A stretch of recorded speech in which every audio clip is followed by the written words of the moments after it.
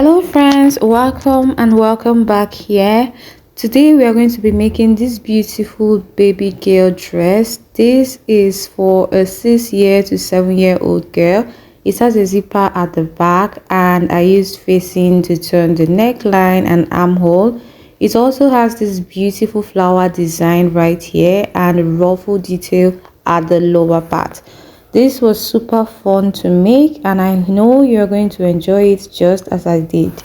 Right here I have the fabrics that I used to make the dress. These are scuba fabric in 2 colors and they are 1 yard each. Okay, so I'll take this away so we get into the main business. So first we'll be folding our fabric into 4. Okay, fabric is folded into 4 because we'll be cutting the front and the back the same time. From the center front here, the fabric is measuring 11 inches on fold and the excess here is for the zipper allowance at the back. The length of this fabric here is 31 inches. So I'm going to go ahead and mark a starting line, which is also the shoulder line. Now for the shoulder I used 6 inches and for the armhole depth I also used 6 inches. So I'm just going to mark that straight. Now cover out the armhole by the side. I thought to take extra inch for the armhole turning allowance.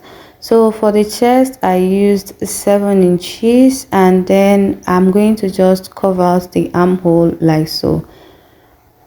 So next thing, I will slant the shoulder by ½ inch. This is optional. If you don't want, you can leave it. For the neckline, I used 2.7 inches for the width and 2.5 for the depth. So I'm just going to cover out the neckline just like this. So for the back neckline, I used 1 inch and I'm also going to curve that out. So I'll connect the shoulder slants to the end of the neckline just like this. Now from the chest line, I will take it straight down to the hem, okay, to form like an A-line shape. And mind you, this is 11 inches on the lower part that I am going to connect from the chest line to meet. Okay, so I used a straight ruler to do this, and then on the side right here on the lower part I will go up by 1.5 inches to avoid sharp edge, and I'm just going to use my curved ruler to curve that right in, and then this is it. I will proceed to cut this out.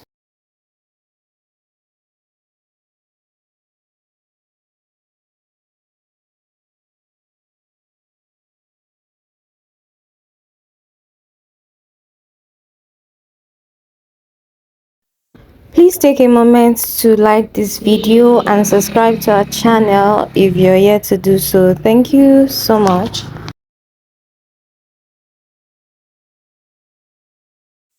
After I have cut it, I will cut out the facing and then we'll head to the sewing machine for the sewing part. So here is the front part of the dress and I'm just going to place the facing on top. I cut out this facing using the remaining of this scuba fabric. You can actually use a normal lining or anything you want to use. Okay, so this is what I used to cut out the facing, and I sewed the neckline and the 2 sides of the armhole. Okay, so just watch what I'm doing so you follow the same process. This will give a very neat turnout on the armhole and neckline. Okay, so after sewing, give it a notch so when you turn it, it's not going to be bulging. Okay, so it's able to lay flat. So I'm going to turn this to the right side and this is what we have. I will head to the ironing board to iron this out later. Okay, so for the back piece as well, I placed the facing right there. I'm going to stitch on the armhole and the neckline as well. So for the neckline, I start from the end and then I stop at the zipper allowance because I want to still use this facing to cover up the zipper at the neckline and the back. Okay, so after stitching the neck, stitch the armhole area and then turn it to the right side and go ahead and iron this. And don't forget to notch before turning it so it's able to lay flat. So I'll repeat the same process for the other back piece. So right here I am done ironing, as you can see. So the next thing to do is to go ahead and join them at the shoulder. So to also give the shoulder part a neat finishing, you place them like so and then turn the facing towards the other part, just like I am doing here. Align the shoulder very well and go ahead and stitch with 1/2 inch. So after stitching, when you turn it to the right side, you will see that the seam line is hiding. This will give the shoulder part a very neat outcome. So I repeated the same process for the other part, and then we will proceed to join the side. So I'll go ahead and join the side of the dress with 1 inch sewing allowance. After joining the both sides of the dress, I will now hem the border. So to hem the border, I folded it just once and then went ahead to stitch close to the edge. Okay, you know this scuba fabric is quite thick, so if I happen to fold it 2 times, I may have a difficulty, I may have issue trying to stitch on it. So that is why I folded it once. If you can do twice, then it's fine. Now we are going to be working on the pleated detail at the lower part of the dress. Okay, so right here I have marked the length I want to use for the ruffle, which is 5 inches, 5 inches, and the length I have here to cut out is 60 inches by 5 inches. So I'm going to be having 4 pieces of this 60 inches length by 5 inches wide. Okay, the reason is because I want to join 2 pieces for one line and the other 2 pieces for the other line, since I'll be having 2 steps of that pleated detail. Okay, I hope you got what I meant. So I have cut it out. I will go and join 2 together and then proceed to fold the edges of this fabric that I have cut out. I'll just fold once and stitch, and fold on the other part and stitch. I have stitched the edges of the fabric, like I said, on the 2 sides, and now we are just going to get our dress. So we'll start pleating on it. We'll be pleating directly on the dress. Okay, so choose the area you want to place the ruffle detail on, and then place the fabric for the ruffle pleats, then pin it down. So I measured 2 inches away from the center. This is the center back, one side of the center back that I am starting from. Okay, so I pleat on that 2 inches mark, and then I pleat towards the right. Okay, you pleat towards the left and then you pleat towards the right, and then I'll go ahead and pin it down. Okay, you choose the size that you want. I am using my eye to gauge the measurement. Okay, so I pleated again. I take about 1.5 inches in, and then I pleat. And then when you see that maybe you're not getting it right because I did not mark it, if you feel like you need to mark it, then it's fine.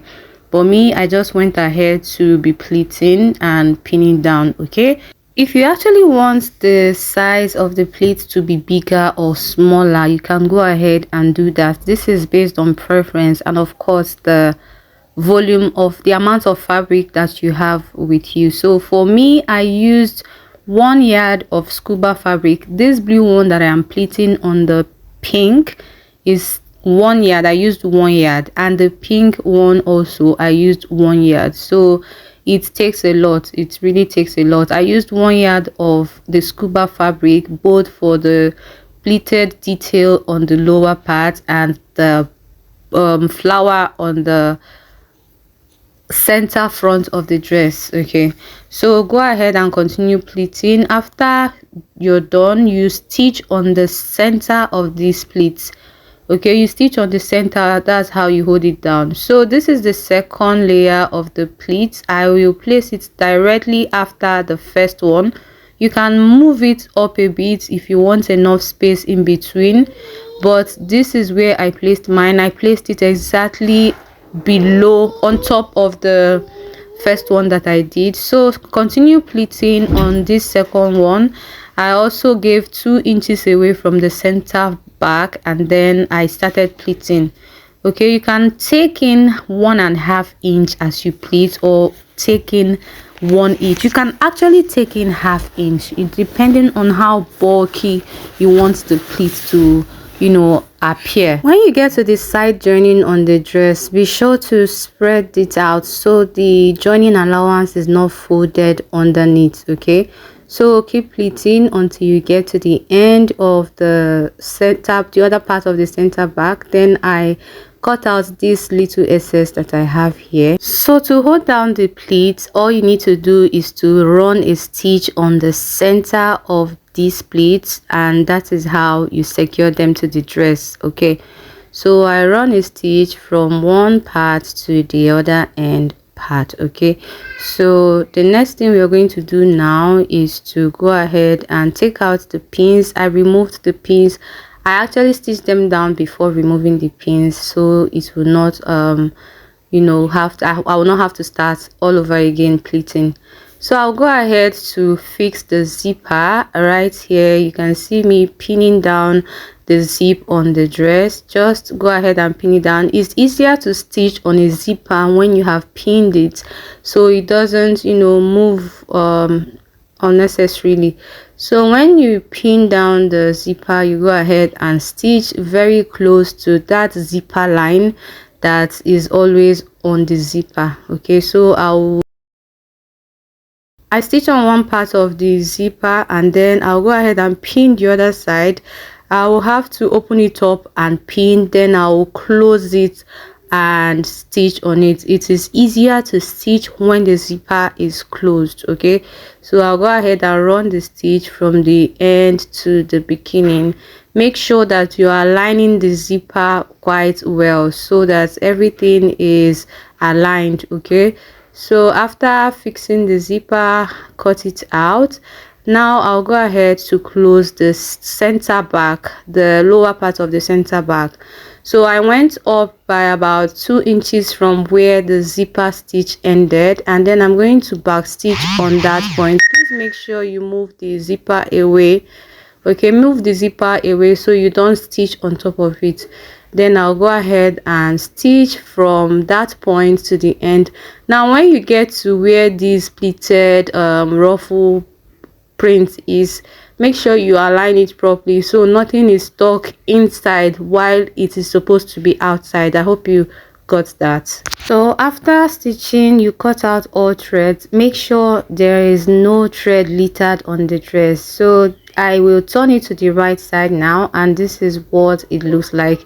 So you can see that everything is coming together very, very beautifully. So I will go ahead and use the facing and close the zipper neckline, and then I will cut out the excess on the zipper. Now also run a stitch on the center part. Just stitch about 1/2 inch or 1/4 inch close to the zipper line, so it doesn't close the zipper to the point of not being able to zip up. So this is just to give that side a very neat finishing. So when I turn it to the right side, this is what it's giving. Okay, so I repeat the same process for the other part, and then we are done with this process. The dress is basically ready. Now it's time to create the flower. To create the flower detail, I have cut out a circular base and some strips of fabric that I'll be using to make ruffles on the circular base. Now the measurements of this circle base is 6.5 inches by 6.5 inches.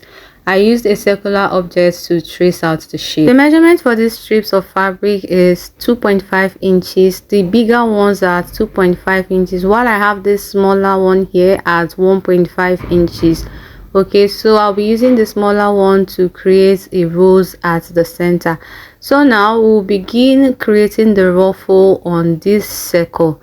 Okay, you can go ahead and mark if you're not sure that you will get them on the right spot, but I'll just go ahead to just be stitching and pleating on the go. So just choose any angle on the circle and place the fabric for the ruffle on it. You can give about ½ inch away from the beginning of the circle.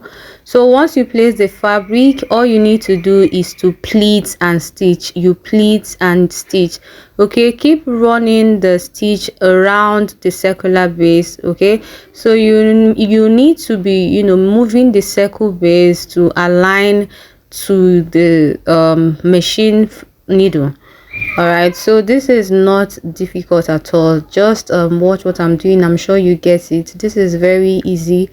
This is one of the easiest flower to make. All right, so if this will kind of inconvenience you to run and stitch, then you can actually create the ruffle separately, then you go ahead and stitch it on the circular base. So this is how I will continue stitching and pleating and stitching until I cover up the entire base. Okay, so if you have watched to this point and you have not given this video a thumb up, kindly like this video and subscribe to the channel if you are yet to subscribe. Please help my channel to grow. I would really appreciate that. Okay, so this is how you will continue stitching, pleating and stitching until you have covered the entire space on the circle. After you have filled the entire space, you can go ahead and cut out the excess, that is if there is any, cut out threads, and then we are going to be creating a mini rose with the smallest 1.5 inches size of fabric that I have.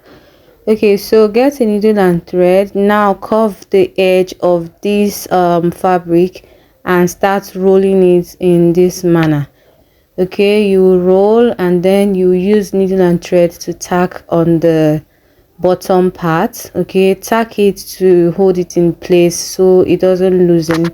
So keep rolling and tacking. The idea is to create a rose flower that we'll use to cover up the the center of the flower. Okay, this is the one that will stay on the very center of the flower. So when you're done rolling, you curve the end as well and then tuck it under the rose and then tack to stitch it in place. Then when you're done, you place it in between the flower and then go ahead to tack it together like I am doing right here. Please ensure that you're not stitching on top of the flower. Let your stitch be hidden, and after you are sure that you have secured the flower to the base, you can go ahead and knot it at the back and then cut out the thread, and then the flower is ready. You can see how beautiful it is. So now go ahead and position the flower on the dress. Make sure you open up the zipper.